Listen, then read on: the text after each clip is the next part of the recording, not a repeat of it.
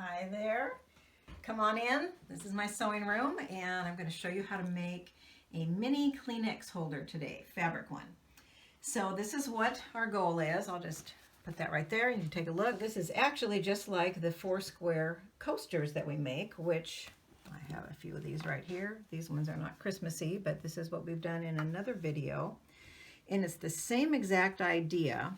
We've got these overlaps here. Okay, this is the same thing except these are much tinier and they're way down at one end so that we then have a slit for the Kleenex to come out of. Okay, so these are really fun and really cute to give like with a bag of Christmas cheer or a Christmas stocking or just a little table favor. The first thing I'm going to do though is show you how we end it so that if you already know how to make these, you don't have to sit through that. I'm going to show you how I put these together. All right, so first of all, we've got a couple of different sizes of Kleenexes, and this is going to make quite a difference. This one is a whole 1/4 of an inch longer, and it's actually a little bit wider as well. Maybe not quite a 1/4 of an inch, but pretty close to it. So that's going to make quite a difference in the size of your tissue holder. So the one I'm going to show you is for the tinier one. And I get these at the dollar store, 8 in a pack. So that's that size, and that's what I'm making today. However, you can also get these at the dollar store for 3 in a pack. And if you're going to make that, then you're basically just going to do it like about a 1/4 of an inch larger, the different sizes of pieces that I'll show you. So, but what I want to show you is how I get that tissue to be able to come through here, because the way these are designed is just to pull up at the end like that. I don't want to do it because I don't want to mess it up, but you would just find that little tab and pull it up, and that's how you get your tissue out, is from the side. But that's not going to work inside here. So what I do is I actually do this just freehand. So I'm going to start about a 1/4 of an inch from the edge, and I'm just going to do a little line from one end to the other. This will all be cut off. Actually, it's easier if I hold it down. Okay, so I just do a line from one end to the other. And now what I'm going to do is take my nice sharp scissors, and if I just poke in, I will probably poke into the Kleenex. So what I do is I pull it up so I can just feel that that's plastic because it's slick. I just go like this so I can get in there. So now I'm going to start back down at this end, and I'm going to cut to the outside of my line. I kind of have to hold it up a little bit. So see, I'm lifting it up as I'm cutting so that I'm not cutting into that Kleenex and like shredding it, because that's what would happen. So here we go, this end. And as you can see, I am completely cutting off that black line. I do not want that to show, because there may be a time that they'll, they'll take it out when it's used up, obviously. So there, that is ready to go. I just wanted them to be able to have access to it. And so then that's going to go in. So the way you want to get them in is you have to kind of hold everything up at one time and then put it in. So you have to make sure that gets held up. That one likes to stay down and catch it up a little bit. So I just pull everything up. You sort of have to scrunch them to get them in there, and then all that tissue will be ready to pop out, and then we've got it ready to go, ready to give. All right, so now I'm going to show you how I make these, and they are so simple. You can literally make one in 5 minutes. A little bit longer for the cutting out part, but let's come on over to this side, and I'll show you everything under the light here. So what you need is a total of 5 pieces, and you need 3 of them to be 3.5 inches wide by 5.5 inches long. Okay, so they can be all the same if you want. They can be different colors, like for example this one. These 2 pieces are the same. Okay, and that looks fun and cool. Then these 2 outside pieces are also the same. So you can do it that way, And I don't like to have this piece and this piece the same because I like contrast. So I'm going to have this one be my base and this one be one of the sides. This be one of the sides. As you can see, they don't all necessarily match, but they definitely coordinate. Okay, so there's that. So then I've got these other two pieces that will be down at the ends, and those two match. It just can be any way you want. Okay, so at this point, what I would do is press the top 4 in half. Okay, so I just press those over at the ironing board and come back and place them on my base. But I just happen to have another whole set ready to go here so that I can actually do it, because you really can't do it until they're pressed. So here's how I lay them out. The first thing you want to do is realize what is going to be showing when you turn it inside out. First of all, you're not going to have any seams like that you have to leave open to turn it inside out through that. You're just going to sew all the way around it.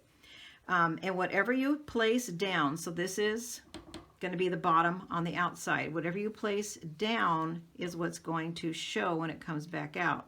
So this one was part of a striped panel, and I only want that to show. That doesn't look really good, so I'm only going to have that showing. And I will put that one down. You want to make sure those edges are perfectly together. And so what I do is I lay it down so that it's just exactly evenly in there. And you do want those edges absolutely even, or part of it will not get sewn in to the seam. And I have done that, turned it inside out, and that part that I hadn't really been careful on, actually, it wasn't even connected, so I had to go back and redo it. So see, that's not, it's already slipped out, so I'm going to get it right in place. So I go ahead and put each one on like this, and then I've got my next one here. And this one doesn't matter, so on that one I don't need to worry about which side is on the top or underneath. So I'm going to put that on. So now what I do is hold this, pull that out, and put that on. Okay, now I'm going to do mine, I'm going to apply them counterclockwise so that when I sew, I'm going down off of that piece. Okay, and then here's my next one, same idea. And your fold goes in the middle, and your best part that you want to show goes down. Okay, so now I will put those two together. Whoops, I'm going to make sure this one's on correctly and perfectly. It's a little bit long, so I just let it hang off the edge and we'll trim it down. And these inside parts will meet perfectly like that. Can you see that right there? Those inside folds will meet perfectly right there. Okay, so pin again, and now my last panel is going to go on. We have one special little thing we have to do for that. Again, remember the fold to the inside, and all the rough edges, or all the raw edges are on the outside. Okay, so I'm going to put this here, but as you can see, it's not overlapping. These all overlap, overlap, overlap, overlap. Okay, but this one doesn't. So what you have to do is unpin that first one, and I hold on to everything, lift it up so that it won't shift. I hold on so it won't shift, and put that under, and get that on there a little bit better. The whole thing is just all about adjusting and moving and getting it exactly where you want it. Okay. All right, so now I'm going to go ahead and sew it, and I'll give you my little tips as I go along with that as well. So you just line it up to where it works for you. I like to line it along my presser foot. So what I do is I double stitch at the corners, and this is so that I have a more secure corner. So I'm going to go forward just a little bit, and then I'm going to go back, and then I'm going to go forward. I do not ever go over pins. I break my needle every single time. So as you can see, I'm still, that edge is, that's just my guide. I'm just going along. Actually, I'm also using this as my guide, the bar that's on here, but you wouldn't normally have to do that or have that to even work with. Okay, so now I'm going to go up to the edge, and I'm going to go back again just a little ways, and then I'm going to go back up to the place where I'm going to do my turn. Okay, so I'm going to turn, and it's always a little, you go a little further than you think you need to. So come back down, I'm going to go forward a bit, back. So what I'm doing is reinforcing those corners.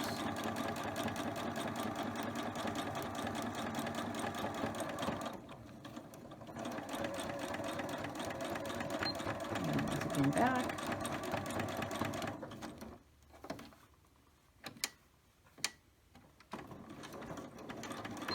Reinforce. Okay, now I'm coming up to the edge here and just going to finish it up by going over that seam and back again. Just the same exact thing. You don't need to go too far because this is only to reinforce the actual corner. Alright, so now I will take my sewing scissors and cut off those corners and a little bit more. I'll show you. So right there is where those stitching lines intersect, and I'm going to go basically, like I would call it, 1 or 2 stitches to the outside of that. Okay, and it's all nicely reinforced there. Now I'm going to go not from that corner, but from just a little ways in, and I'm going to make an angle. I'm doing that so that I don't have as much bulk in that corner, but see, you can still see, can you look up close there and see there's still a good amount there. If I go too close, then when I turn it out and, you know, push out that corner, it'll go right through it. So I'm just going to go ahead and do all of these.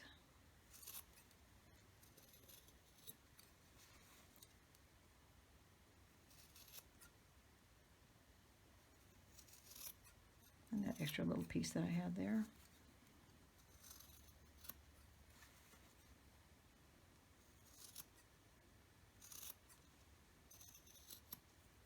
Okay. So whatever you have to turn things inside out, use that, or to push your corners out.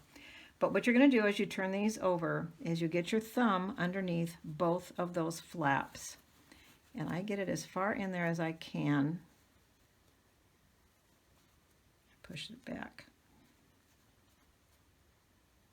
Okay, so now the temptation is to just go to that one and turn it inside out, but you still have to have, whenever you turn it out, you always have to have your thumb under both of the flaps. The one that went this way and then the one that goes the next way. So I'm going to do a better job of poking out those corners when I get all done.